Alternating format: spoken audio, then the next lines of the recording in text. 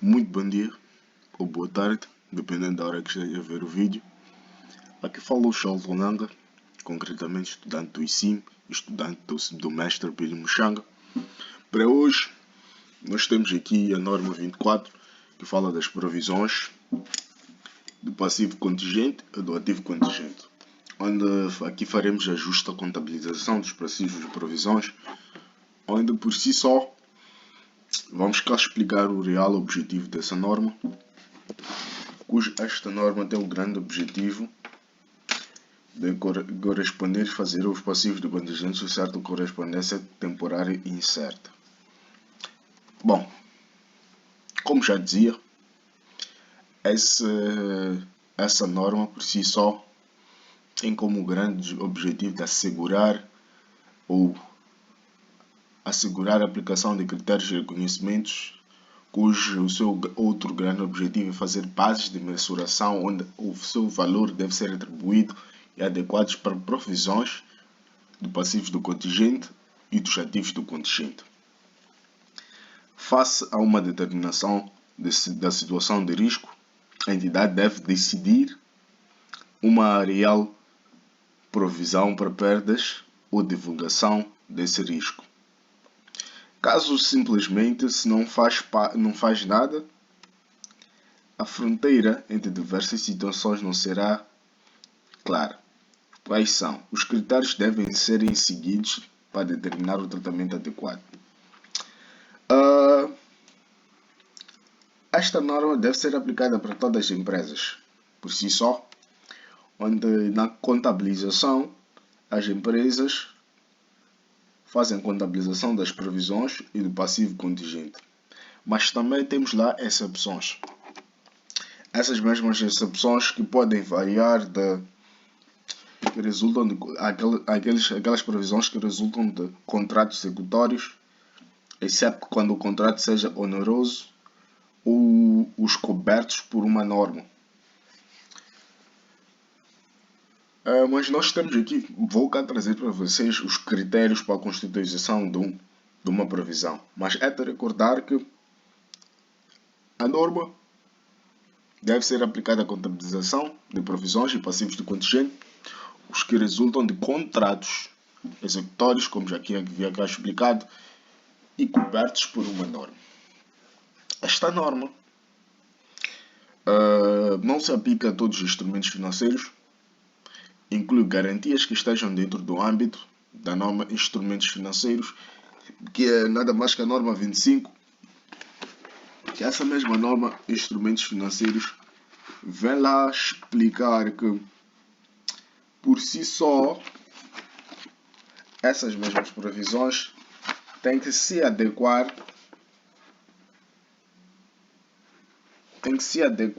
ao âmbito dos instrumentos financeiros, onde nós dizemos que os instrumentos financeiros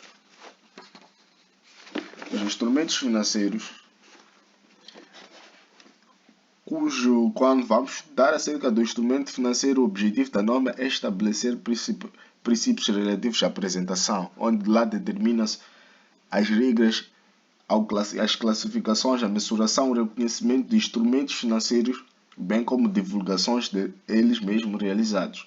Onde lá se define, na norma 25, se define princípios de apresentação de instrumentos financeiros, estabelece regra para classificar instrumentos financeiros, estabelece princípios de reconhecimento, mensuração de ativos financeiros, passivos financeiros e exige que a entidade, que é o principal ponto porque nós abordamos cá os instrumentos financeiros, ela exige que a entidade, ao divulgar, permita que os utilizadores das demonstrações financeiras possam avaliar o significado do instrumento financeiro para a posição financeira desempenhada pela entidade.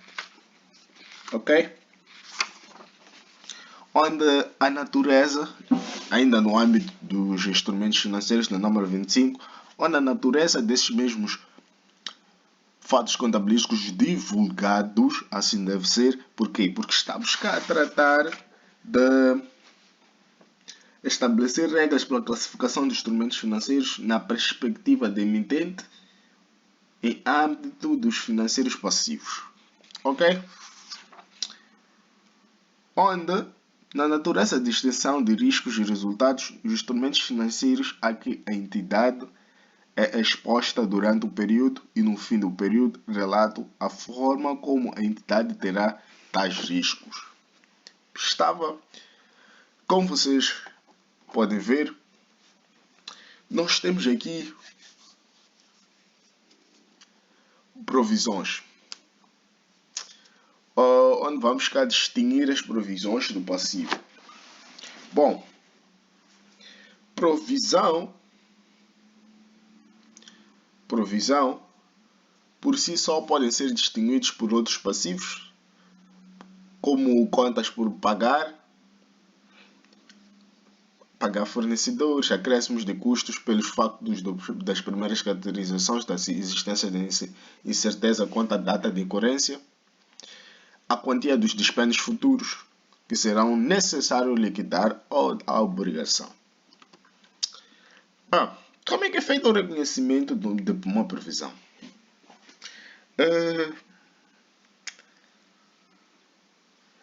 Para o reconhecimento de uma provisão, de acordo com a norma 24, devem seguir 3 critérios para a constituição. Estes mesmos critérios que são: a existência ou existe uma obrigação presente que torna-se legal ou construtiva proveniente de um acontecimento passado. 2. É provável uma saída de recursos para liquidar a obrigação e pode-se efetuar uma estimativa fiável da obrigação. Repito, o primeiro critério: existe uma obrigação presente, legal ou construtiva proveniente de um acontecimento passado. Segundo critério: é provável uma saída de recursos para liquidar a organização. Terceiro critério: pode-se efetuar uma estimativa fiável da obrigação. Os três critérios estão presentes para consultar a provisão. O primeiro critério é muito importante para algumas obrigações, pois podem cá ver a provisão apenas deve ser reconhecida quando a entidade tem uma obrigação presente legal ou construtiva, provável de uma saída de recursos que incorram benefícios econômicos e serão para liquidar a obrigação. Pode ser feita uma estimativa fiável quanto à quantia. Esses mesmos 3 critérios, o primeiro critério traz consigo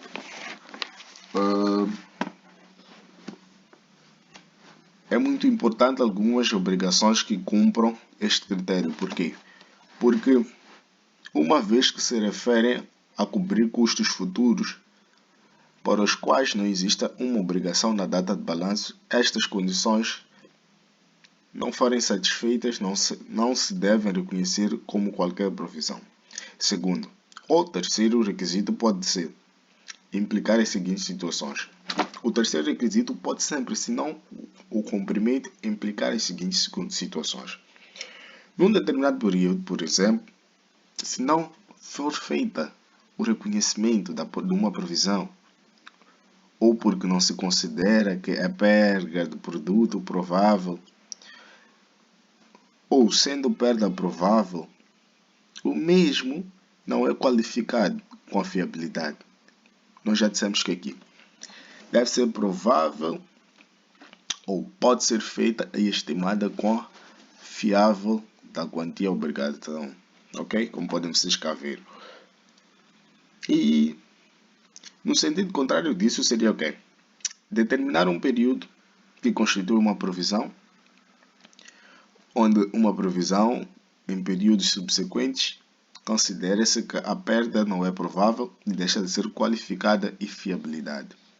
Por exemplo, devido à evolução da jurisprudência, a provisão deve ser anulada por contrapartida por jurisprudências justificativas eminentes ao não cumprimento do que. É importante cá dizer que as provisões, elas por si só resultam de estimativas contabilísticas. Por isso que sempre poderão ser alteradas por várias razões. E sempre nova jurisprudência, que é uma justificativa pela qual vai ser alterada essa mesma provisão, não é provável que deixe de ser qualificada ou fiável. Por exemplo, devido à evolução da jurisprudência, a provisão deve ser anulada por contrapartida, resultado do período. Mas temos aqui uma coisa pela qual nós já trouxemos para vocês os seguintes passos que sempre uma provisão deve fazer. Estamos a falar de provisões que vamos lá abordar: ativo de contingente e passivo de contingente. O que é que seria isso de ativo de contingente? Mas nós também, antes, dizer que as provisões para reestruturação são basicamente para as seguintes situações, só de recordar antes de falar do ativo contingente: a venda ou exceção de uma negociação, fecho de locais de negócios num país ou região, deslocalização de atividades de negócio de um país ou de uma região para outro, alteração da estrutura da gestão, como por exemplo, eliminação de um determinado nível, reorganização fundamentais que tenham efeitos materiais, naturais ao foco das operações. Ok? Se existir um plano formal detalhado para reestruturação identificado pelo menos o negócio ou parte do negócio em questão, principais locais afetados. Ativo de contingente é um passivo. É possível um ativo de contingente ser proveniente de um acontecimento passado, cuja existência somente será confirmada pela ocorrência, que é aqueles fatos de ocorrência que eu estava aqui a explicar. Dizer que essa mesma ocorrência pode ser de um ou mais eventos futuros incertos ou totalmente sob o controle da entidade. Diferentemente do passivo do contingente, que são relacionados por um processo judicial, que lá vamos lá constar que teremos perdas prováveis, perdas possíveis, perdas remotas, perdas prováveis quando se a entidade a ser elevada a probabilidade de perda, materialização, e perdas possíveis.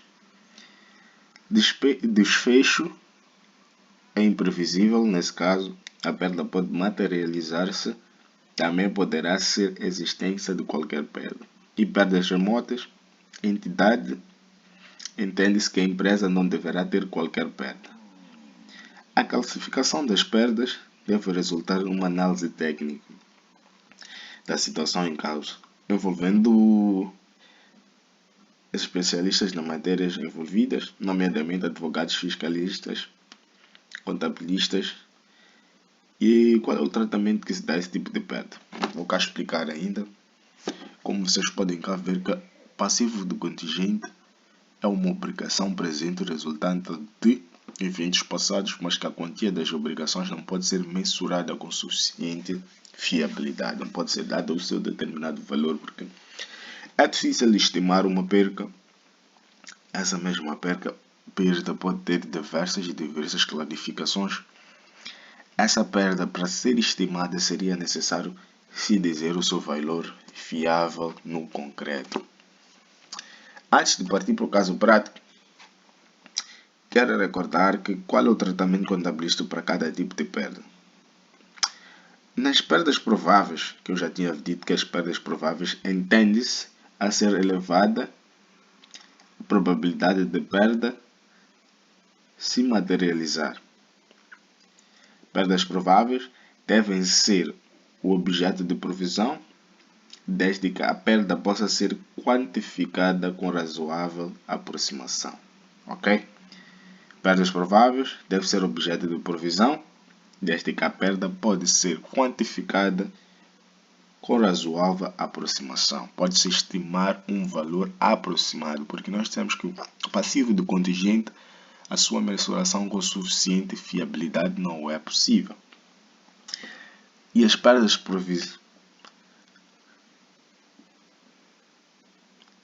previsíveis devem ser um objeto de previsão, devendo sempre ser divulgadas notas contas. Trata-se de um passivo do contingente. Ok? E perdas remotas devem sempre, por si só, devem sempre ser o objetivo da provisão e nem precisam de ser divulgadas. Onde o que? O passivo do contingente é uma obrigação possível resultante de eventos passados. Ok?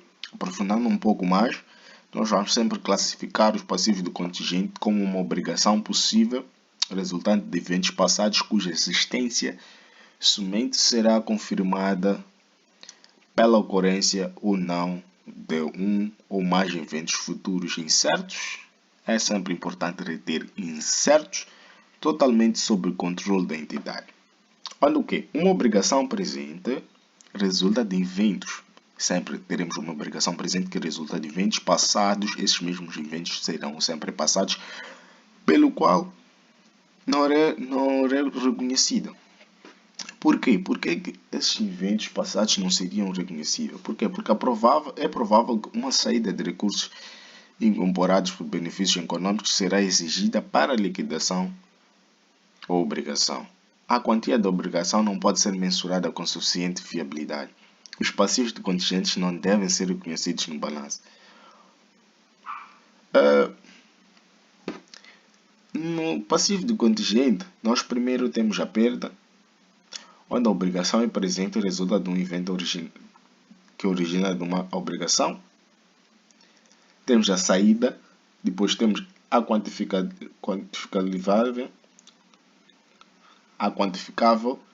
Na quantificável, vamos ter duas. Temos a provisão e temos a divulgação. E na saída provável, nós temos remota. E na obrigação presente, nós temos possível obrigação. Nessa possível obrigação, que materialmente vai a não fazer nada. E na sua remota, que é vamos ter a existência da divulgação quanto a quantificável. Dizer também, ganhos de contingente podem ser ganhos prováveis, ganhos possíveis e ganhos remotos, cuja sua mensuração faz-se pelo valor presente, ou reembolsos, ou uso de provisões, ou dívidas frequentes. E com essa toda analogia, nós podemos muito bem passar por um exercício prático. Primeiro caso, nós temos aqui uma empresa que, num processo judicial, o montante reclamado e significativo é o processo que está numa fase inicial e embora os gestores estejam a defender energicamente a sua posição, não é possível determinar o fecho do processo. Qual deves ou era o tratamento a dispensar nesta situação nas demonstrações financeiras? A resposta, como podem lá ver, deixa escapar, a resposta é basicamente o quê? Trata-se de um passivo do contingente, as notas, as contas a ter de ser divulgada, a existência do processo judicial, as datas dos eventos significativos, incluindo as datas das audições. Resumo da reclamação, incluindo os valores envolvidos, a expectativa do gestor e dos seus consultores legais sobre o desfecho do processo e, em caso que não seja possível de valores envolvidos ou avaliar o desfecho. Refere-se a esse fato. Podem cá ver que nós temos aqui uma outra questão que diz que no dia 30 de junho do ano N, entrou em vigor uma nova legislação que obriga uma empresa a instalar às suas fábricas um novo filtro para o fumo até de 30 de junho do período do N+1. O estimado dispêndio, nesse caso, o dispêndio estimado é de 100.000 meticais e será incorrido o primeiro semestre do N+1. A questão: deve constituir uma provisão em 31 de dezembro do N. Volto a repetir. Em 30 de junho do ano entrou em vigor uma nova legislação que obriga uma empresa a instalar suas fábricas um novo filtro até de 30 de junho. O dispêndio estimado de 100.000 meticais será incorrido no primeiro semestre do N+1. A pergunta é: deve ser constituída uma provisão em 31 de dezembro do ano N? Não, porque primeiramente é imperioso marcar aqui, nós dissemos que de 30 do período N, temos aqui o período N+1, que ocorre aqui é basicamente, não existe uma obrigação presente. Por quê? Porque as datas que foram cá dadas é de um ano no período N+1 de 30 de junho do período N e do período N+1 também de 30 de junho e não efetuada no dezembro. Por quê? Não, em dezembro de N+1 não existe uma obrigação presente, apesar de existir uma lei que obriga a empresa a efetuar o dispêndio. Este será efetuado no futuro.